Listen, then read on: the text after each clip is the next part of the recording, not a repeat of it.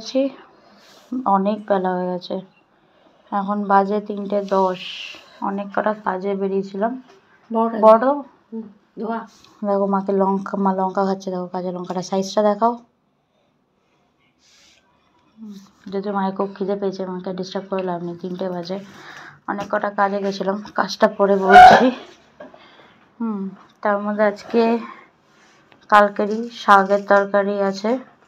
কি শাক? পালং শাক না, মাছের মাথাটা আজকে করলাম, কালকের নয়। ও আচ্ছা, সরি, এটা মাছের মাথা দিয়ে মা করেছে, আজকে করেছে।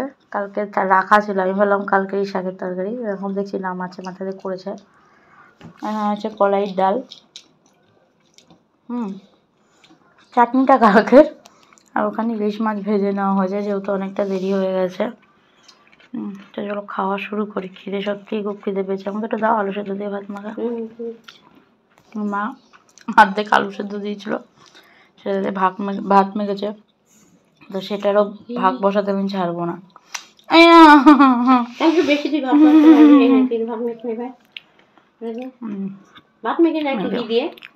আগে এক বরস খাই মায়ের হাতে, এটা হাতটা একটু বেশি হয়ে গেল, নুন কম হয়েছে। গরম গরম ভাত আর আলু খাওয়া শুরু করি, প্রচণ্ড খিদে পেয়েছে। সকালে আজকে হালকা ফুলকোই খেয়েছিলাম, দেখেছিল। দুবার করে স্টেশন গেছি, একটা নতুন অভিজ্ঞতা হলো। এবার এত বছর এত জায়গায় ব্যাঙ্গালোর গেছি অনেকবার বাবার ট্রিটমেন্টের জন্য। এই শীতের সময় না মশায় পটল ভর্তি করে, ফ্যান চলে না। তো বাবার ট্রিটমেন্টের জন্য অনেকবার ব্যাঙ্গালোর গেছি, বোম্বে যাচ্ছি গত 3 বছর ধরে যাতায়াত করছি। কখনো এই এক্সপিরিয়েন্সটা হয়নি, এই এক্সপিরিয়েন্সটা নতুন, আমার কাছে নতুন, হয়তো অন্য কারো কাছে হতে পারে। আমার হাজব্যান্ডের কনফার্ম টিকিট ছিল, তো তার সঙ্গে মায়ের টিকিট করাই, কিন্তু মায়েরটা হয় ওয়েটিং লিস্টে। যদিও সিনিয়র সিটিজেন, বাট ওয়েটিং লিস্টে হয়েছে। তো কী করবো চিন্তা করছিলাম, তার মধ্যে হাজব্যান্ডের এখন যাওয়া ক্যান্সেল হলো। ও এখানে একটা প্রজেক্টের সঙ্গে যুক্ত হয়েছে, তো আমি আর মাই যাব কিছুদিনের জন্য, সপ্তাহখানেকের জন্য। তো সেই জন্যই চিন্তা ভাবনা করছিলাম, তো কী করা যায় করতে করতে স্টেশন গেছি, যে নামটা চেঞ্জ, আমি গুগল সার্চ করলাম, দেখলাম নাম চেঞ্জ করা যায়, কিন্তু সেখানে ওনারা এখান থেকে যেটা বলছে সেটা মেনশন ছিল না। এটা তোমাদেরও সুবিধা হবে জানলে পরে, যে কখনো যদি দরকার পড়ে একজনের নামে টিকিট আরেকজনের নামে ট্রান্সফার করা যায়, কিন্তু সেই ক্ষেত্রে বেশিরভাগ জনই বলছেন রেলের মানুষই যে ব্লাড রিলেশন হতে হয়। বাট এটা আমার একটু অড লাগলো যে ব্লাড রিলেশনই কেন হতে হবে।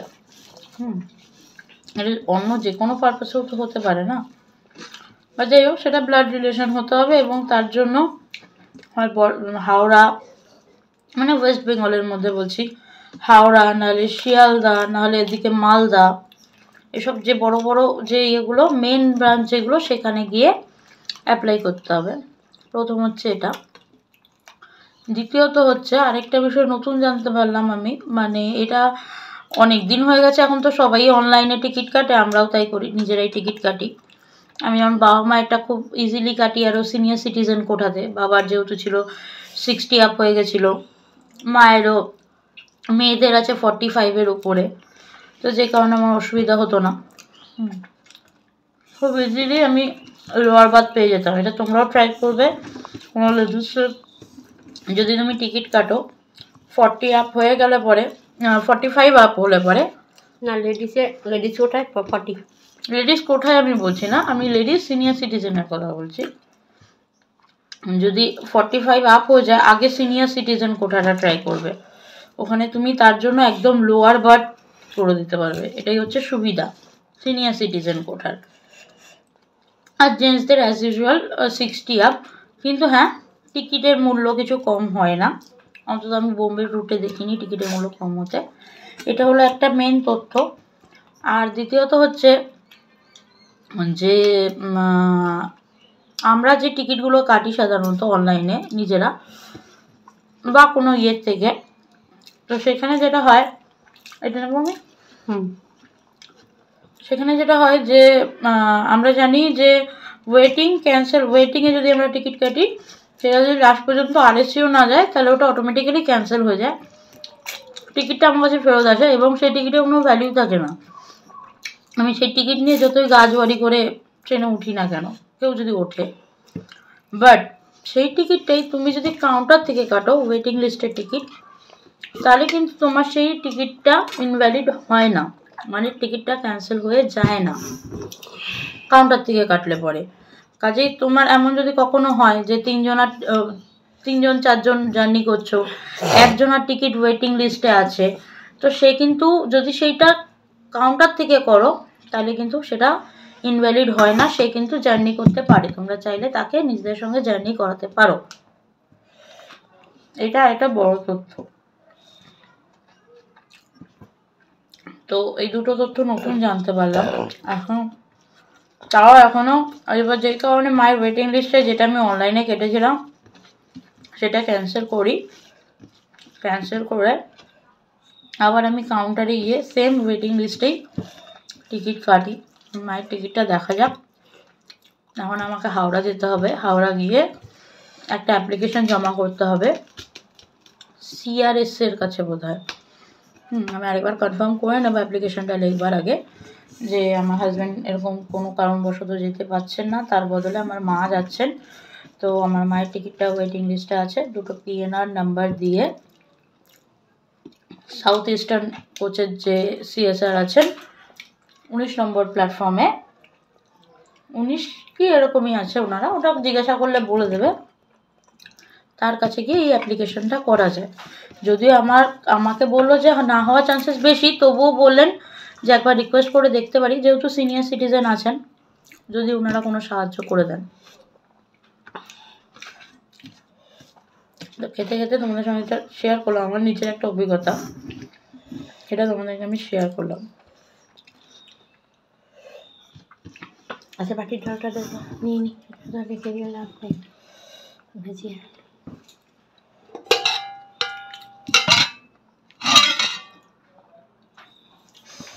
মশা কামড়াচ্ছে। কি বাজে ওয়েদার, তাই না? মেঘলা মেঘলা। এটুকু আছে, তাই টুকু দিয়ে দিই। দাও।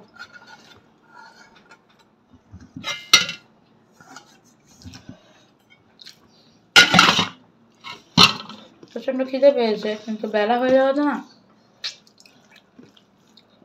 অল্প খেয়েই যেন মনে হচ্ছে পেট ভরে গেল।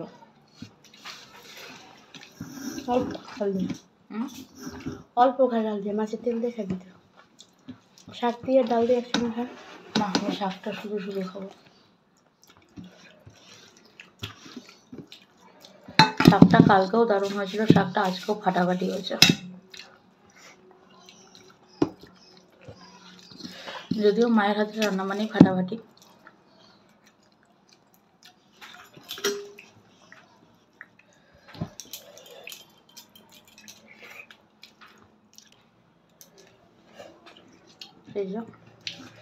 লাস্ট হচ্ছে ইলিশ মাছ ভাজার তেল দিয়ে। আহা, এটা স্বর্গ। কে কি বলবে আমি জানি না, আশা করি বেশিরভাগ জনের কাছে এটা খুব প্রিয়। ইলিশ মাছ ভাজার তেল আর ইলিশ মাছ ভাজা, আর কিছু লাগে না।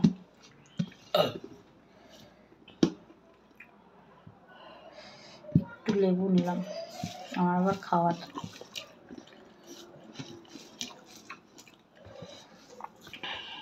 একটু নিয়ে দেখাচ্ছি বুঝি।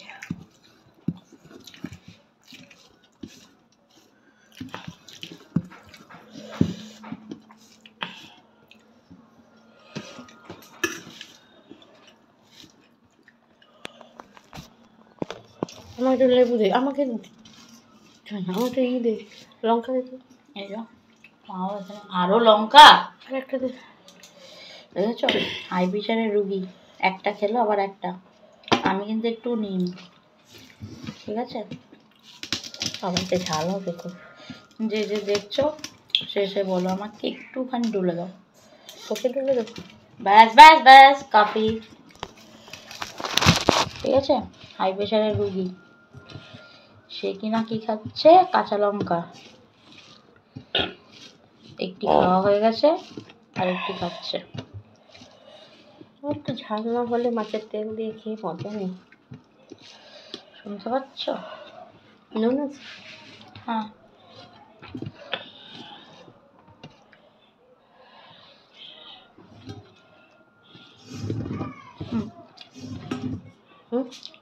এটা যদিও কাঁচা নুন না,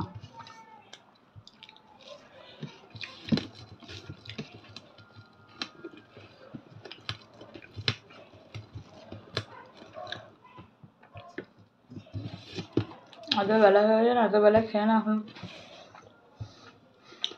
এদিকে সূর্যের মহা ডুবে যাচ্ছে, কিন্তু এদিকে আমাদের চোখ বন্ধ হয়ে আসছে।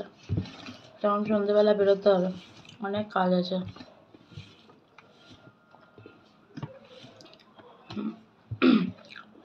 আমাকে বুধবার দিন এখান থেকে বেরিয়ে যেতে হবে ওই অ্যাপ্লিকেশনটা করার জন্য।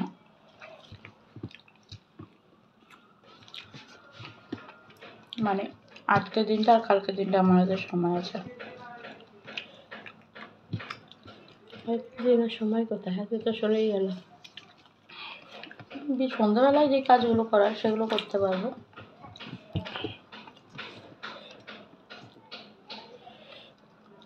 মাছটা দারুণ এনেছিল।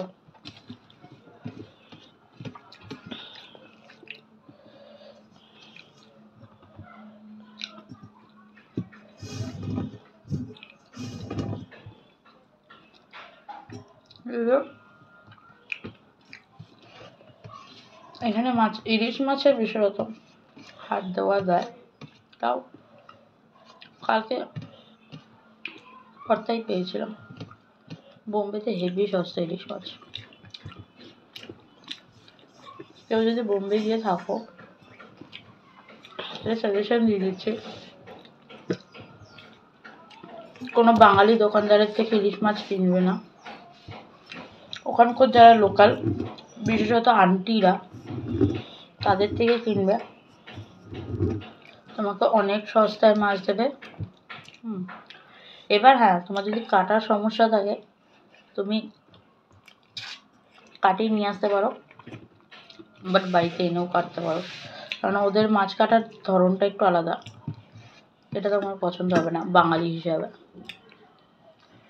এবার হ্যাঁ, যে ইলিশ মাছ ভালোবাসো আর যদি বোম্বেতে গিয়ে থাকো, অবশ্যই চুটি ইলিশ মাছ খাও, যেমন আমার হাজব্যান্ড খায়। খায় না, খেত। সরি, খেত। এখন আর আমরা বোম্বে ছেড়ে দিচ্ছি। আর সত্যি কথা বলতে মন থেকে ছাড়তে চাই, আর ফিরতে চাই না। কারণ এখানকার ঘর বাড়ি সব কিছু দেখাশোনা হবে না, ওটা তো রেন্টেড ছিল। ছেড়ে দিলে যার জিনিস সে তার হাতে চলে যাবে, সে তা দেখাশোনা করতে পারবে। তো এই আর কি।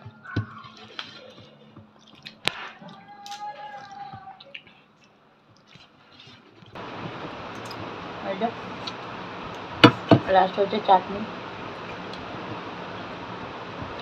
খাওয়া বলেন, খাওয়া সম্পূর্ণ।